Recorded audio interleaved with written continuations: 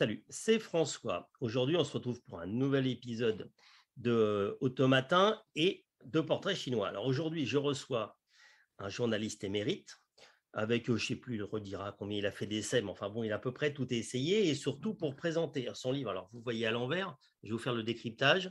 C'est Génération 80 et c'est Génération en 80 voitures chez ETAI, donc ça se trouve dans toutes les bonnes crèmeries.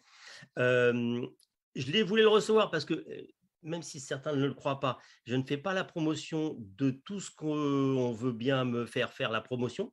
C'est ce que j'aime bien. Et en particulier, on va revenir un peu dans le détail. Ce qui est très sympa, c'est que la maquette est top. Donc ça, c'est un détail, oui, mais c'est important. Ça se lit très bien. Et surtout, donc c'est 80 voitures des années 80 où il en parle. Alors, il y a un aspect un petit peu essai de l'époque, technique, etc. Donc, ça, c'est très général. Je dirais, on le voit ailleurs.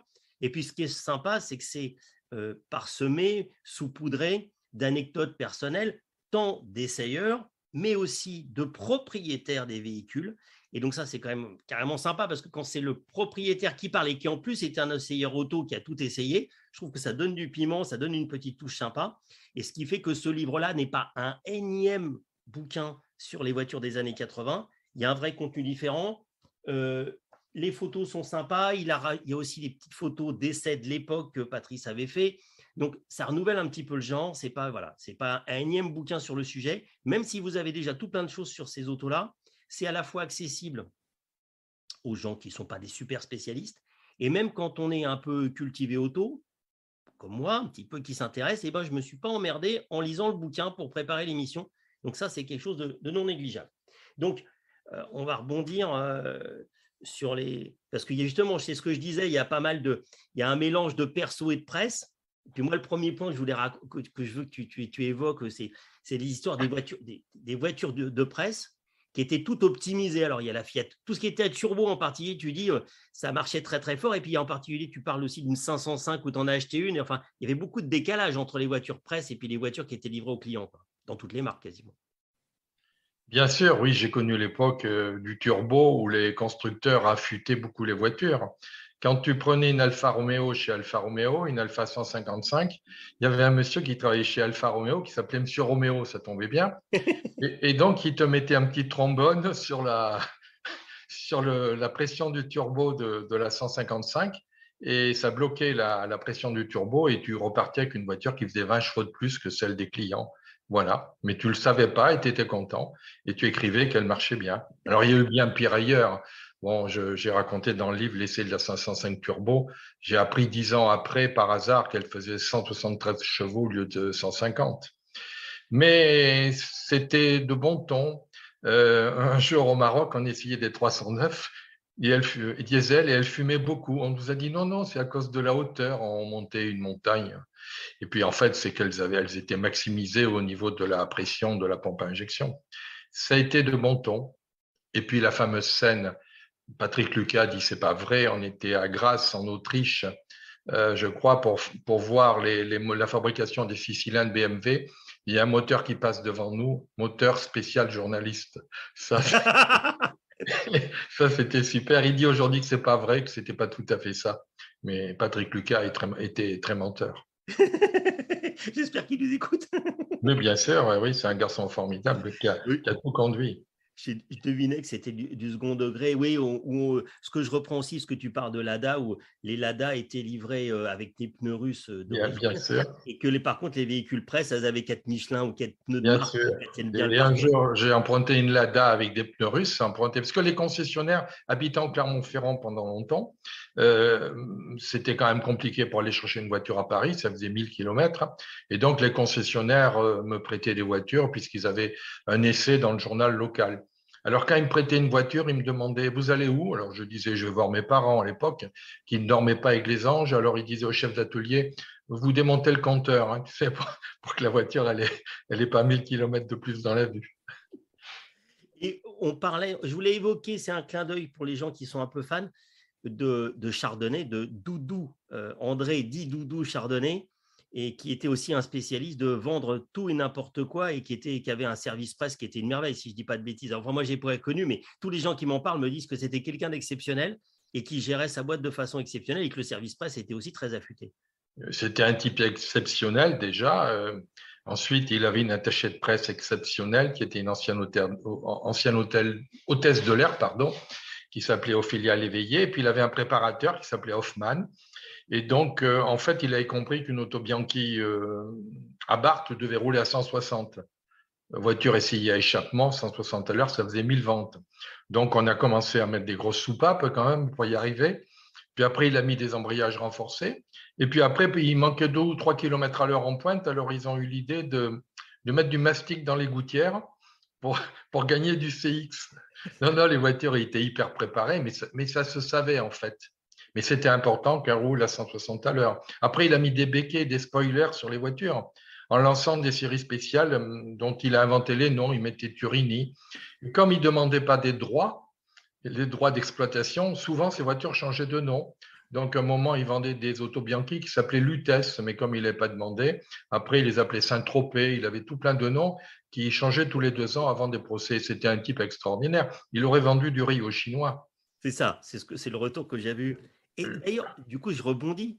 Série limitée, il faut que tu avoues, tu as eu une Ritmo Targa Oro Ah oui, perso, magnifique. perso. Oui, oui, oui. Alors, une voiture avec les glaces fumées et des roues dorées. Et c'est une voiture, je l'ai vendue, elle est restée 1 heure dans le parking. Elle était très jolie. Elle était très jolie. Elle a beaucoup de classe par rapport à la Ritmo normale qui manquait un petit peu de glamour. Ouais, j'ai eu 60, 70 voitures. Enfin, 2 voitures, chaque fois une voiture de ville et une voiture de route. Et il y a une voiture que tu n'as pas achetée, je voulais en parler parce que j'ai découvert quelque chose, j'ai appris vraiment pas mal de choses dans ton bouquin et j'ai appris ça.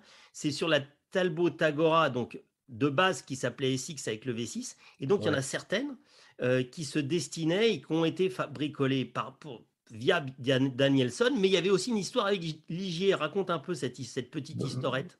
Ben, Ligier était à l'époque l'homme qui faisait courir les Talbot et qui avait un moteur Matra. Et donc, il avait eu des échecs. Il avait failli produire une Renault 14 coupée, ça s'est pas fait. Après, à la fin de la Ligier JS2, il a voulu produire beaucoup de voitures, ça s'est pas fait avec Renault. Après, il a voulu produire une Fiat tout-terrain, ça n'a pas marché. Donc, il lui fallait une voiture de production.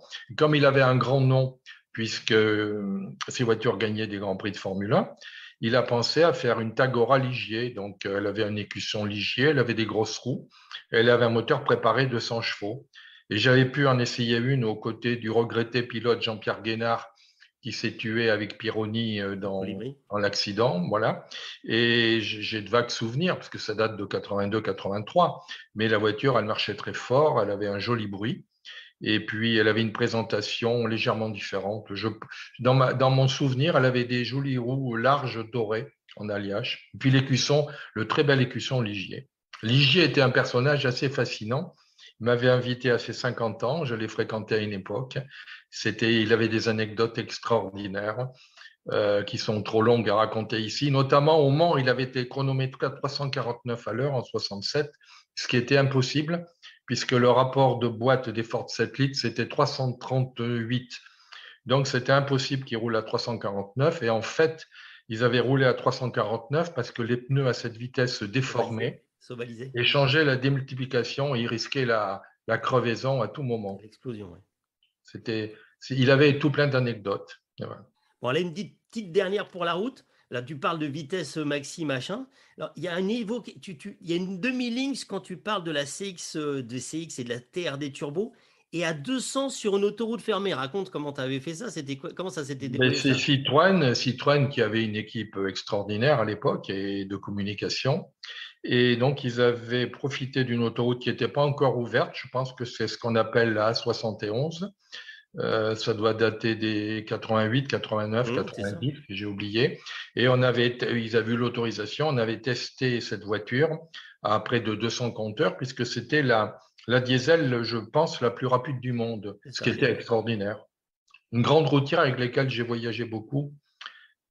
Voitures formidables. J'ai essayé des tas de voitures formidables et puis des tas de voitures moins formidables. Non, mais tu es tu es très gentil. Je veux dire, voilà, tu dis qu'il y a quelques petits défauts, qu'en effet, tu peux modeler toi-même une AX. Enfin bon, découvrez, voilà. Mais c'est toujours très bon Ouais. enfant, très gentil. C'est-à-dire que même un tas de boue, tu dis quand même qu'il y a des côtés sympathiques. Donc c'est vraiment Bah, très. Ouais, enfin, François, l'état de bout, en fait, il y a plus de mauvais acheteurs que de mauvaises voitures. Quand tu achètes une voiture qui n'est pas adaptée à toi, tu dis que c'est une mauvaise voiture. À mon âge, on trouve des voitures beaucoup trop dures. En fait, c'est pas les voitures qui sont trop dures, c'est mes reins qui sont fatigués. Ouais, mais moi, tu vois, une remarque perso un instant. J'ai racheté un espace 1 et tous les gens qui montent dans cette voiture me disent qu'est-ce que c'est confortable. Et oui, parce que c'est encore des sièges, tu mets des Bien guillemets, à sûr. la française. Maintenant, on Eh est oui, habitué d'être sur des planches bien en bois sûr. comme chez les Teutons. Mais on se pète le dos pour je ne sais pas pourquoi. Mais tu peux être Mais bien confortable sûr. et pas avoir un truc qui est super dur. J'ai essayé une Renault 20 il n'y a pas longtemps. J'ai cru que je m'étais assis sur un paquet de chamallows, tellement que c'est, tellement que c'est mou. Et j'ai essayé une Renault 12, j'en reviens pas, d'un confort exceptionnel. Ah non, on a J'ai perdu. une rubrique rétro sur le site POA depuis 9 ans et j'essaie à peu près toutes les semaines une voiture ancienne. Je dois essayer peut-être samedi, si tout va bien, une D Super et l'autre samedi, une 604 Ti. Et on est étonné du confort. Par exemple, la 604 Ti, c'est étonnant le moelleux des sièges. Et je ne comprends pas pourquoi cette mode, il faut copier être dans une Golf, quoi. Il faut tout le monde roule en Golf. Enfin, bon, c'est comme ça. Mais tu sais, j'ai vendu ma précédente voiture parce qu'elle était chaussée en 20 pouces.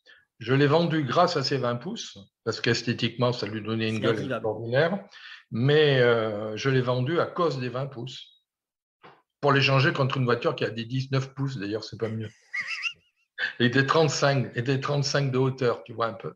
Je passe sur un ticket de métro, je sais que. Il est poinçonné ou pas? Mais ça se fait plus. Bon, donc, vous avez compris, je remettrai en lien un lien pour aller l'acheter directement. En plus, je me souviens plus du prix, mais c'est ultra raisonnable, c'est la portée Tu vraiment as de vu, toutes les on boutiques. voit au reflet, on voit que c'est un livre brillant. Enfin, pour pas dire luisant, on va dire. Mais il brille, le livre. D'ailleurs, il y a une jaquette et dessous, c'est la même chose. Je ne sais pas à quoi sert la jaquette, mais ça, c'est les arcanes de l'édition que je ne maîtrise pas. On va passer à la deuxième partie de l'émission. Vous avez compris, il y a tout plein de choses dedans. Et fan, pas fan, voilà. Et si vous voulez faire un cadeau, c'est un truc. Vous êtes sûr un mec qui aime bien les bagnoles, vous êtes sûr de taper dedans, ça lui fera de toute façon plaisir parce que ça Il y a une, touche tout le monde. si je peux me permettre, il y a aussi une traversée des années 80 avec une analyse avant les 80 essais, avec une analyse des années 80, c'est-à-dire l'évolution entre 1980 et 1989 d'une voiture, où dans ces années-là, on a découvert le CX des voitures, et puis on a découvert les quattro et on a découvert le turbo. Il y a une grosse évolution. L'Audi, par exemple, 100 a révolutionné le monde de l'automobile puisqu'il n'y avait que Citroën qui s'intéressait à l'aérodynamique des voitures avant Audi. Et après, tout le monde a couru derrière Audi. Je te remercie de ce complément qui est en effet que j'avais laissé passer, qui en effet il y a un cinquième qui est en effet un balayage en fait des années 80 par rapport aux éléments qui sont importants et après on voit le détail, l'applicatif de ce que tu décris en première partie, véhicule par véhicule, où c'est l'illustration de ce que tu décris comme étant les grands faits marquants des années 80. Est-ce que je peux rajouter, j'ai encore le temps de rajouter quelque Tu as chose? tout le temps que tu veux, on peut passer la Voilà. journée, j'ai le temps. C'est très gentil, merci François. Donc ce livre a eu beaucoup de précommandes et quelques critiques qui étaient bonnes. Jusqu'à présent, il vient de sortir, il y a eu une ou deux critiques. Donc TAI m'a demandé de réfléchir à une suite. Et donc on a hésité entre les années 90 et puis on a parlé des années 70. Et donc là actuellement, je travaille beaucoup sur la suite qui s'appellerait Génération 70, qui comprendrait 70 voitures et qui aurait aussi une traversée de la décennie, et une décennie qui est beaucoup plus complexe puisqu'elle est partie dans la joie et elle s'est brutalement arrêtée avec la crise de l'énergie, la guerre du Kippour, le prix de l'essence qui a explosé, la limitation des vitesses provisoire, nous avait dit notre Premier ministre, il s'appelait Le Mesmer. début des emmerdements. Oui. Voilà, et puis chasser le gaspille, et puis des escrocs qui avaient inventé un moteur à eau, il y aura tout ça. J'ai encore lu sur Internet qu'il y avait un monsieur hier qui croyait au moteur à eau. Je t'ai fait suivre, il y a de nouveaux escrocs, il y a la nouvelle série d'escrocs avec un nouveau Oui, produit j'ai c'est vu, j'ai vu. éternel. Éternellement. Ah, mais ça a toujours existé. J'ai une relation qui a des très belles voitures de course. Il vient d'acheter une R5 Maxi Turbo. Il y a une injection d'eau. Déjà en 85, il y avait une injection d'eau dans la Maxi Turbo. Et pareil dans les Formule 1 Renault. Ouais, Pas pour le même effet, mais pas pour le même effet, ouais. mais On c'est ce refera bien les que échangeurs. j'essaie de vendre cet appareil. Maître Vergès, nous allons passer à votre portrait chinois. Oui, maître François. Alors, la première question, Alors, tu en as eu des pelletés, alors c'est toujours difficile. Perso, pas perso. Ou le meilleur essai que tu as fait, on s'en fout. Enfin, un truc. Non, non, je fais à l'envers. Putain, je suis fatigué. Endroit préféré pour rouler, c'est quoi? Passé, présent, futur. L'endroit. Mais L'endroit.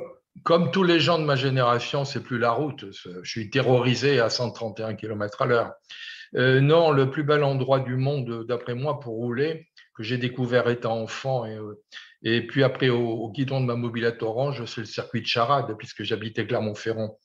Donc, dès 11 ans, je suis allé sur le circuit de Charade et comme j'avais un laissez-passer de par mon père, j'ai rêvé devant des pilotes de moto d'abord, puis d'auto. Puis après, dès que j'ai eu une mobilette, ben, j'ai pris le circuit de Charade, 8 km, une descente terrorisante où un jour j'avais serré avec un manque de temps, une montée où j'allais pas vite parce que je faisais déjà 80 kilos à 15 ans, hein, vu ma taille. Puis après, j'ai eu un Suzuki, j'étais plus vite. Puis après, je suis monté dans des voitures. Et après, je suis monté avec des pilotes. Voilà. Et donc, c'est pour moi le plus bel endroit du monde. 8 km, une descente à hurler de trouille si vous êtes à côté d'un grand pilote. C'était magnifique. Et je dois à peu près tout à Charade, puisque j'ai fait certainement ce métier grâce au circuit de Charade, qui aujourd'hui est que l'ombre de lui-même, comme beaucoup de circuits. Hélas. Voiture, du coup, je découvre ton côté biker. Voiture, puis on me discute et scooter. Voiture, moto préférée, si tu en avais qu'une, ou souvent, où tu es revenu, parce que c'est un bon indicateur quand on a eu beaucoup de voitures, quand on en arrive à racheter, c'est que c'est quand même, c'est qu'il y a un truc qui nous a manqué. Eh C'est bien, pas. d'abord, voiture et moto, parce que j'ai travaillé jusqu'en 2015. Quand j'étais petit, c'est-à-dire quand tu n'étais pas né, j'ai travaillé pour Moto Revue. Et puis, jusqu'en 2015, il y a le moniteur automobile pour lequel j'ai travaillé en Belgique qui m'a appelé en me disant est-ce que vous pouvez écrire dans un canard de moto belge? Et jusqu'en 2015, j'ai écrit dans un canard de moto belge et des rubriques rétro. Donc, pour moi, une voiture, c'est d'abord un bruit. Et en fait, les voitures modernes n'ont plus de bruit, c'est des roses sans parfum. Donc, pour moi, une voiture, c'est un 6 cylindres en V. Donc, je vais te dire une Alfa, une Alfetta, un GTV6. Et puis, au niveau moto, ça serait une Honda CBX, qui était une moto 6 cylindres. Il y avait un moteur, il n'y avait pas de châssis, donc ça se tortillait de partout. Mais rien que la mise en route de cette moto, c'est une symphonie. Voilà. Et un jour, j'ai acheté une Porsche pour le bruit du moteur. Voilà. Et tu as encore une auto un peu sympa ou tu as qu'un déplaçoir de bonne qualité, mais Oui. c'est indiscret de te demander ce que tu as en caisse un peu collection? J'ai pas de caisse de collection parce que j'en essaie. Je suis très hypocrite et j'ai une formule qui est un petit peu maladroite. C'est pas parce qu'on aime sa grand-mère qu'on couche avec. Donc, les voitures de collection, je suis souvent un peu déçu. Donc, je suis d'une hypocrisie folle quand je l'essaie avec la personne qui pleure en mettant en route sa 404. Et donc, je suis très hypocrite. Mais en fait, j'aime les choses modernes. Ok. Bon, son, on l'a fait, on a compris ce que c'était. Vitesse, c'est quoi? Une histoire de vitesse dans ta vie, ou lente ou rapide, enfin une histoire de vitesse. Qu'est-ce qui est un truc qui te vient à l'esprit? Ou qui te ressemble? Bah, tu me dis, mais aujourd'hui, tu roules comme un vieux, mais Je j'ai roule, l'impression oui. que tu À roulais pas comme un l'époque, vieux avant. ben non, parce que non, mais aujourd'hui c'est par trouille. Mon épouse habitait Paris et moi Clermont-Ferrand, ça a duré pendant 7 ans. Donc tous les week-ends, elle faisait Paris-Clermont et moi Clermont-Paris aller-retour. Donc j'avais des moyennes à tenir. Et donc il y a des fois, un jour avec une Uno, je suis rentré à 230. Compteur, c'était une voiture très préparée du service presse d'ailleurs, il faut avouer. Ça devait être 205, 208 chronos. Ouais, ouais, mais Et voilà, mais il y avait peu de radars encore. Mais il y avait des radars, mais je connaissais les endroits où ils étaient à l'époque. Voilà. Mais je suis pas un fanat de la vitesse. Je conduis affreusement mal. donc, ouais, non, une turbo IE à 2,30 compteur, c'est pas mal. En effet, le turbo était bien ouvert. Ah, c'était tout en rouge. Tu sais, il y avait une zone rouge, mais tout de suite, accéléré, était dans une zone rouge. Non, non, ça faisait partie des voitures strictement de série qu'on nous prêtait. Les roues patinaient encore en troisième. Mais ça a duré très longtemps, parce que moi, je me souviens d'avoir essayé une Volvo V40 T4, tu vois, tout à fait, Ouais, ouais. qui faisait que 200 chevaux, qui était une berline sans climatisation. Alors, des définitions, tu te dis d'où ça sortait. Et la voiture, je l'ai mis à 2,90 compteur, et elle marchait.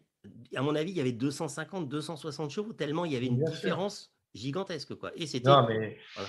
c'était tellement simple avec un turbo de rajouter des chevaux, hein, c'est sûr, hein. Il y avait un journal qui avait testé des voitures, ils étaient arrivés à des puissances incroyables. Bah, même sur les TDI, hein, chez Volkswagen de série, il y avait Oui, des sondes de voilà, ouais. débrouille. Auto Plus avait testé, je crois, ils avaient passé les moteurs. Bon, ça faisait partie du jeu, on le savait, hein. Ouais, mais là, c'était de série, c'est-à-dire qu'en fait, c'était pour les homologations pour pas payer de taxes en Allemagne, et la voiture y est marquée 150, ça faisait 180. En effet, elle marchait bien, les performances. Cela étant, il faut savoir que, par exemple, avec les Allemands, ils avaient droit à 10%. Et comme il y avait chez les Allemands, je crois, les normes d'assurance, c'était 184 chevaux, 204. C'est ça. Donc, par exemple, toutes les voitures allemandes étaient données pour 204 chevaux, mais elles avaient le droit jusqu'à 224 chevaux. Ok. C'était le cas chez BM, les 528 faisaient 205 chevaux plutôt que C'était 184. 100 Voilà. deux têtes chez les Allemands, c'était 100, on était là-dedans, c'est 182 chevaux. C'était Eh exactement. oui, 182 et 204, voilà. Enfin, je ne sais pas si ça a toujours Non, cours. non, mais c'était ça en tout cas. Je sais plus si c'est d'actualité, mais c'était ça. Bon, alors du coup, à part ta femme, parce que je sais que tu vas me répondre ça, le road trip de 2000 kilomètres, c'est avec qui? Ça a été avec un type dont j'ai oublié le nom, c'est un paléontologue, palétéologue, bravo, paléontologue, paléontologie, bravo, Ouais, ouais. avec qui j'ai fait 2000 kilomètres, qui est très connu, j'ai un trou sur son nom.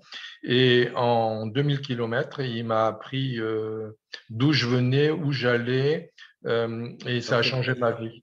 Un type très connu, j'ai un trou sur son nom, qui est très connu, qui a découvert Lucie, je crois. Donc, avec quelqu'un qui va t'apprendre des choses pour discuter, quoi. Ah, il m'a appris, il m'a tout appris. Il m'a appris pourquoi les mouches venaient sur mon front. Il m'a appris pourquoi Dieu n'existait pas. Il m'a appris l'évolution de l'homme. Il m'a appris que dans 10 000 ans, les femmes accoucheront à 7 mois à cause du volume de la tête. Ce type est très connu. Je m'en veux terriblement. J'avais noté son nom. Je l'ai pas. Il est très connu. Il avait une émission à la télé qui cartonnait. C'est bête. C'est très mauvais. Je suis nul. Tu seras fouetté. Il On était va changer. ambassadeur chez Lexus. D'accord. C'est à cette occasion-là que tu as dû le rencontrer, en fait. Voilà, oui. Et personne n'était monté avec ce monsieur qui était déjà âgé. Et les journalistes, tu les connais.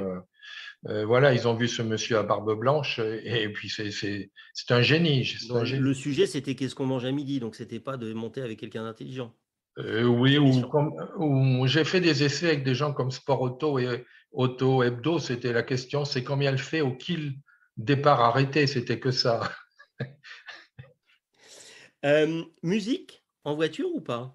Oui, plus aujourd'hui, puisque il n'y a plus de lecteur de CD sur ma voiture et j'ai pas envie de charger tout ça.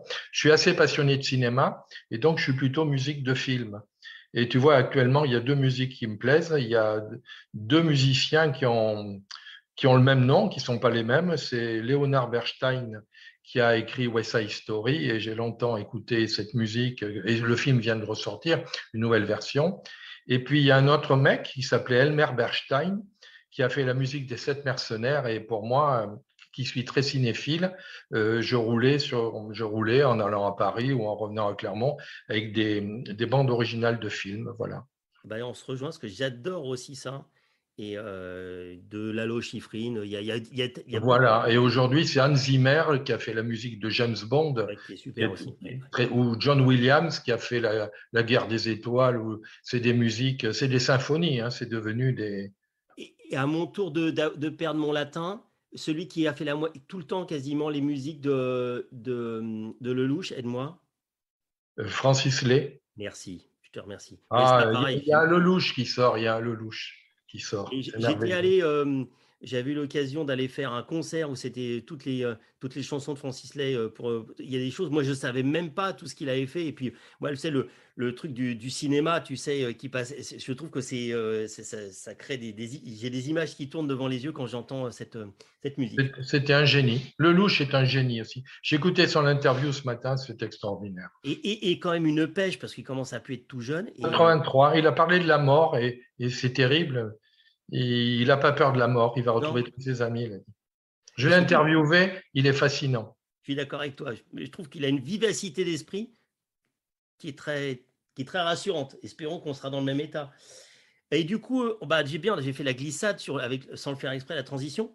Film, un truc qui te vient en lien avec l'auto ou pas en lien avec l'auto? Qu'est-ce qu'un film?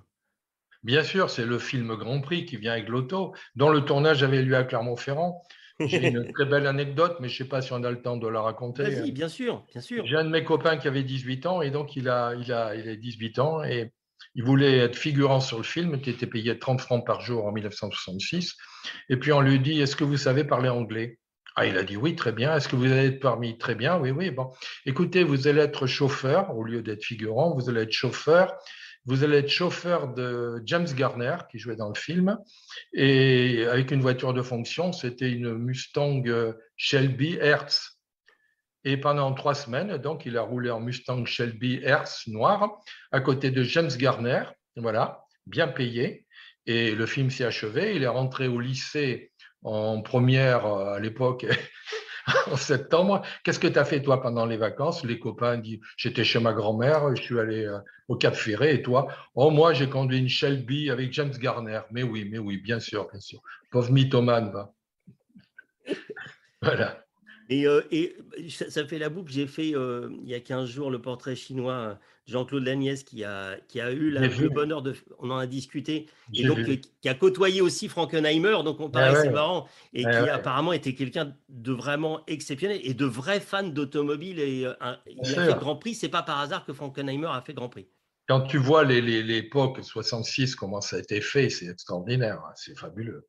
Et moi, j'ai appris dans un autre livre qui est Bullet Twist aux les éditions Lignoto. Je refais les promos des trucs que j'ai bien aimés. C'est bien. Il raconte en particulier c'est toute l'histoire et toute la vie de McQueen, mais un peu sur des anecdotes, des choses qui ne sont pas si connues que ça. Et moi, je ne savais pas, c'est que donc ils se sont embrouillés Ouais, avec James Garner, parce que justement Garner a fait Grand Prix alors que McQueen ouais. rêvait de le faire, et que pour l'emmerder, je dis les mots, Je mens. McQueen balançait des canettes ils étaient voisins à Hollywood, il lui balançait des canettes sur sa façade, et il y avait le terrain de James Garner, il y avait des canettes, et McQueen pissait dans les canettes et les balançait. Et il y a un moment, il y a Gardner, et malgré tout, on ne s'en rend pas toujours compte, mais Gardner, c'est un gabarit, quoi. Je veux dire, Ouais, c'est ouais, un vrai physique par rapport à McQueen, qui est une ouais, crevette. ouais. Et donc, à un moment, il y a Garner qui lui a dit, écoute, t'arrêtes avec les canettes, parce que sinon, là, tu vas t'en prendre une grosse dans la gueule. Donc, c'est pour ça qu'il a fallu 10 ans pour qu'ils se reparlent. Parce que l'autre a fini par s'écraser, parce qu'il a compris qu'il allait se faire démonter la tronche par. Donc, c'est pas beau pour la légende de McQueen, Eh mais bien, par ah, contre. mais bien sûr. Ouais. J'ai vu cette semaine le dernier film de McQueen, Le Chasseur, qu'il Hum. a fait en 80, dont il a pas vu sortir parce qu'il est décédé entre-temps. Mais enfin, bon, il n'y a pas que des côtés géniaux chez McQueen, et j'aime Non, bien non, non. J'ai lu le livre d'Ali Magro, qui a été sa femme. C'était, un gros con. on va pas dire jusque-là, mais tu sais, le mythe des acteurs, alors là, il est. Ouais, enfin, disons qu'il y avait des trucs, il y avait beaucoup de côtés obscurs. Donc, le Bullet Twist, tu devrais le lire. Même moi, pareil, qui suis assez fan, j'ai appris quelques trucs. Même toi qui sais vraiment beaucoup de choses. Dernière chose, le dîner presque parfait, c'est avec qui? Ben justement, je rebondis sur ce qu'a fait Jean-Claude Lagnès. Bien sûr, ça serait avec des gens qui ont disparu, ça serait avec mes parents, mais ça serait avec une idole de ma jeunesse qui s'appelait John Wayne, comme lui. Et si tu veux, j'ai vu étant enfant Alamo, qui est un film qui a changé ma vie. C'est un film qu'il a mis en scène, John Wayne. Il a fait 2 films en mettant en scène. C'est un film, j'ai dû le voir 10, 12 fois. Il y a une construction extraordinaire et surtout une très belle musique de Dimitri Tiomkin avec des musiques extraordinaires. Et alors, il y a un truc amusant sur John Wayne, si on a encore le temps. Il avait rencontré un acteur connu. Il lui a dit, quand tu seras célèbre, il faudra jamais que tu mettes des chaussures en daim. Et tu connais l'anecdote, non? C'est très joli. Et alors, il lui dit pourquoi il ne faut pas mettre des chaussures en daim. Et John Wayne explique pourquoi. Quand je vais au WC, aux pissotières, les gens qui sont à côté de moi me reconnaissent, ils se tournent vers moi et me font sur les chaussures. Donc, il ne faut jamais mettre de chaussures en daim. Voilà. Et il a donné ce conseil à Michael Ken qui raconte ça dans un livre de souvenirs formidable. Voilà. John Wayne était un immense acteur et il a fait un excellent film avec Alamo et après il a fait un film avec les Bérets Verts. Voilà. Et donc, dans ma jeunesse, ce type-là représentait le cow-boy comme j'aurais voulu être. Voilà. Et je t'enverrai une photo que je trouve magique de John Wayne, où il est avec, je ne retrouverai pas le nom parce que je suis gaga, qui est un chanteur et acteur qui se tournait aussi dans Cannonball, enfin qui est un très très grand acteur. Et ils sont en train de verser, ils sont dans une immense cuisine, il y a une immense tu sais, un immense récipient en inox. Ils sont en train de verser des spaghettis, en train de cuisiner. Et Ah bon? j'adore cette image parce qu'à la fois, c'est l'opposition entre John Wayne, quasiment, tu vois, voilà, soit dans béret vert ou sur son cheval, et puis là, qui est en train de déconner, de Eh boire oui, des il coups. était comme ça. Il y a Bon, le nom du professeur avec qui j'étais, je m'en veux, c'était Coppens, professeur Coppens, qui est mondialement connu. Et il y a une anecdote sur John Wayne, il a tourné en 73 un film en Angleterre où il était un détective oui. privé, Macca, et on le voit conduire une Capri 3000. Et ce qui est c'est très amusant de voir ces grosses mains sur le tout petit volant de la Capri. Voilà. Et il Et, avait beaucoup d'humour, il avait donné une conférence de presse. Et on lui avait demandé s'il avait une moumoute. Il avait une moumoute, John Wayne. Et il avait répondu oui, mais c'est des vrais cheveux. mais surtout, pareil, quand je ne sais plus dans les derniers films, justement, il est face à un acteur plus connu après et qui a un gabarit et qu'il paraît grand. Je ne sais plus, la comparaison, ça ne me revient pas, mais il était gigantesque.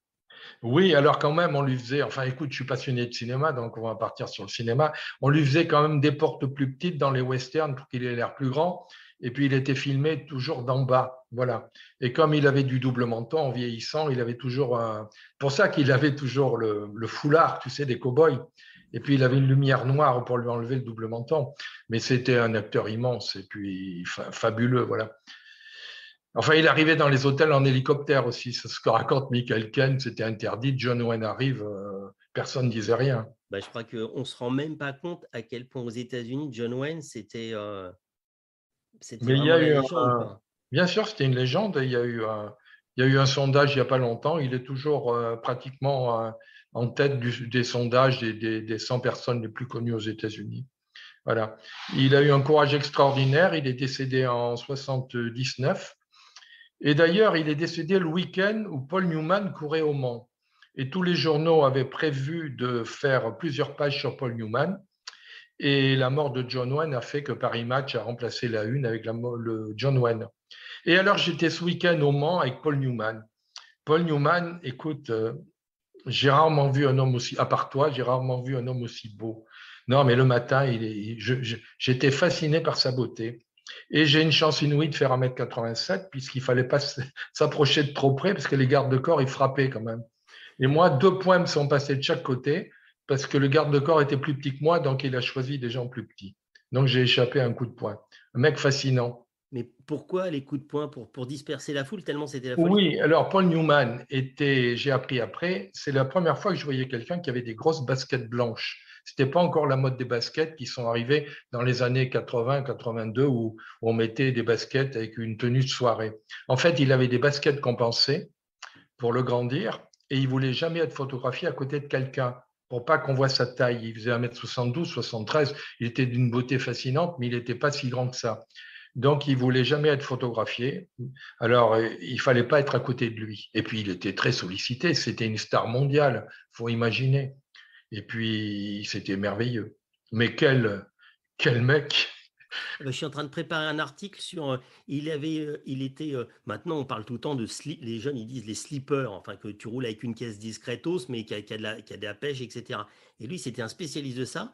Et il adorait faire préparer des voitures très lambda, et en particulier des breaks Ouais, Volvo, où il mettait ouais, 400 chevaux dans un break ouais, Volvo, ouais, et il roulait tout bonasse, tu sais, avec un 240 GL. bien sûr. Voilà, mais il avait 400 bourgs pour circuler, puis pour faire discret, qu'on ne voit pas que c'était lui. On ne pouvait pas ébaucher. Je suis en train de faire un truc, c'est absolument génial. C'était un grand fan. Il avait une Cox avec un moteur Porsche, mais toujours très discret, mais par contre avec des chevaux. Bien sûr, c'était également un immense acteur. Oui, oui, bah, ça sans aucune C'est une discussion. émission sur l'auto, sur le cinéma que tu fais. Moi, j'ai l'avantage, je fais une émission pour ce que j'aime bien. Voilà. Donc, qui me suivre. Et voilà, je trouve que moi, je trouve que souvent, quand les gens qui aiment bien l'auto, ils retrouvent un petit Bien peu les sûr. trucs, un peu des montres, un peu du cinéma. Enfin, moi, c'est ce que j'aime bien, tu vois les BO, si je suis un grand fan de BO, de cinéma aussi beaucoup, un peu cinéphile. Bah, c'est aussi agréable de faire une interview quand on a des points communs et de discuter de choses comme ça. C'est quand même plus sympa que quand on n'a pas d'affinité commune. Donc voilà, Mais écoute. c'est vrai, non, mais c'est chouette. J'ai rencontré Bruce Willis, c'est marrant, dans une conférence de presse. Il se présente comme si tu ne le connaissais pas. Tu sais, alors que tu viens là pour lui, et il arrive vers toi et te dit Bruce Willis. Tu lui dis Patrice Vergès, tu parles. Attends, moi, juste une dernière, et puis on vous laissera tous. J'ai la chance, je travaillais chez Carrefour et j'avais fait des copains Quelle qui s'occupaient réussite. du sponsoring de Pescarolo. Et puis, je crée ma société, je fais de la sellerie, des personnalisations, des machins. Et mon pote m'a réinvite en me disant, écoute, j'ai des places, il y a des gens qui sont désistés, viens au Mans, je t'invite, tu pourras rentrer dans les stands et voir comment ça fonctionne à l'intérieur. Bon, ce genre de choses où tu dis pas non. Donc j'y vais, j'arrive. Et puis, bon, on me fait rentrer discrètement en disant, bah, tu longes les murs, tu déranges personne, etc.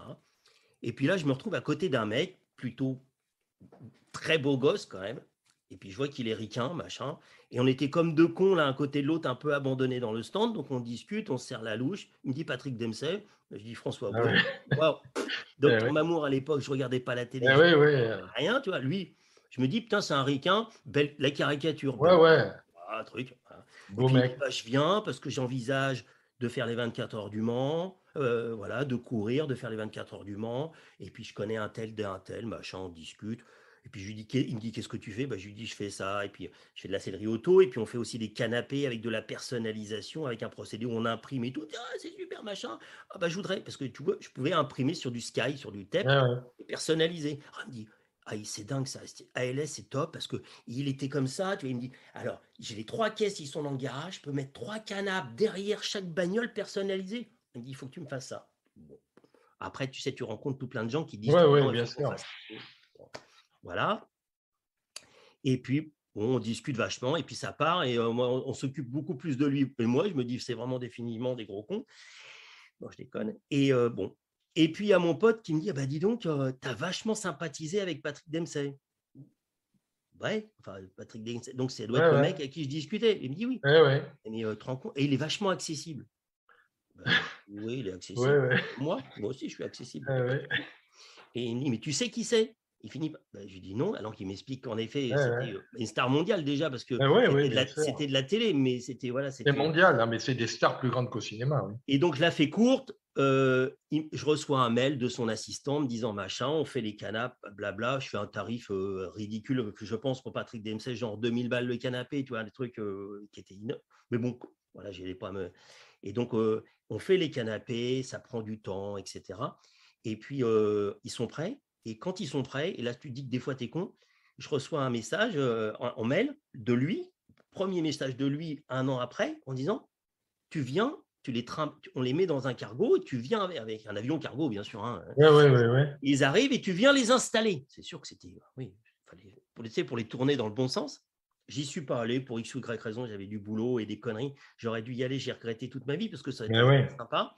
Et, euh, et donc, j'ai reçu une photo que je ne retrouve pas parce que je suis un con, où il y a les canapes qui sont Ah ouais, installés. c'est bien. Et ce garçon-là, il faut lui reconnaître cette qualité-là, pendant au moins 3 ou 4 ans, et j'avais un petit mot pour la C'est nouvelle année chouette. en me souhaitant la bonne année. C'est chouette. Souvent, souvent, ces gens-là sont formidables.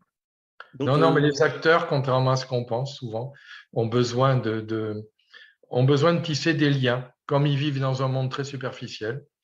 et puis peut-être qu'il s'était rendu, je pense qu'il avait appris après C'était sympa. que là, ça C'était s'était très bien passé. connu. Oui, C'était très connu. Qui fait cet homme à côté de François? Ouais. tu connais cette blague. Qui c'est à côté du pape? Ça, c'est un joke connu. Et bon, eh ben, écoutez, Merci. mes petits-enfants, hein, voilà, c'est le même principe que j'applique. Si ça vous plaît pas, je vous rembourse. Ça, c'est la signature de l'émission. Et on se revoit dans un an pour, j'espère, enfin, si Dieu me prête vie, pour Génération 70. Mais on va en reparler, on va se revoir avant, parce qu'il y a un truc qu'il faut qu'on fasse. Rien de sexuel. Patrice, merci beaucoup. C'est moi qui te remercie beaucoup, c'est très gentil. Merci Voilà. beaucoup. Et je suis content de t'avoir rencontré aussi, puisqu'on ne se connaissait pas. Non. C'est terrible. C'est Bah, dur. c'est aussi qu'avec la situation, c'est toujours compliqué. On ne fait plus aucun événement, plus rien, etc. Donc, ça limite aussi les moyens de se rencontrer. Donc, en espérant qu'un jour, on arrive à revivre à peu près normalement. Merci Merci. beaucoup, Patrice. Très bonne journée. Au plaisir. Salut.